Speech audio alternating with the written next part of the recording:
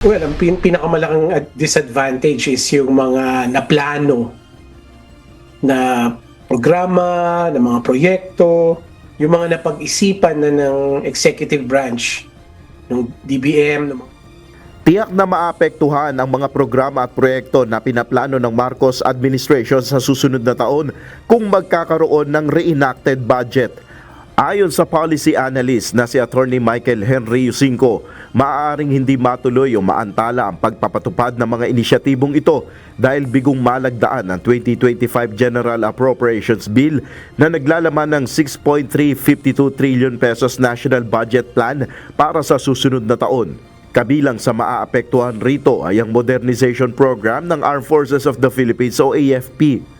For example, yung modernization ng AFP, magkakaroon tayo ng medyo mga challenges doon, ano? Kasi yung mga pera na dapat nakalaan na doon, hahanapan natin ngayon paano mapupunuan yun, ano? Given the reenacted budget.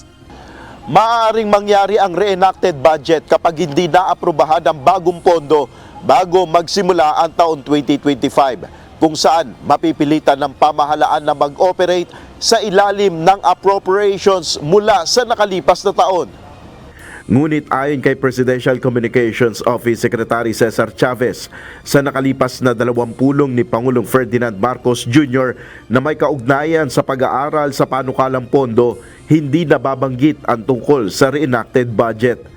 Ngayong araw, patuloy ang pagrepaso ng Pangulo sa panukalang budget para sa susunod na taon.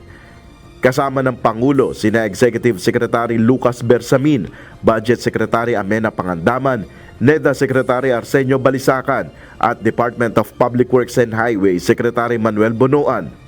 Ayon sa PCO, bago matapos ang taon ay aaksyonan ng Pangulo ang 2025 GAB. Nel Maribuhok, UNTV News and Rescue, Diyos ang aming sandigan, serbisyo publiko ang aming pinahalagahan.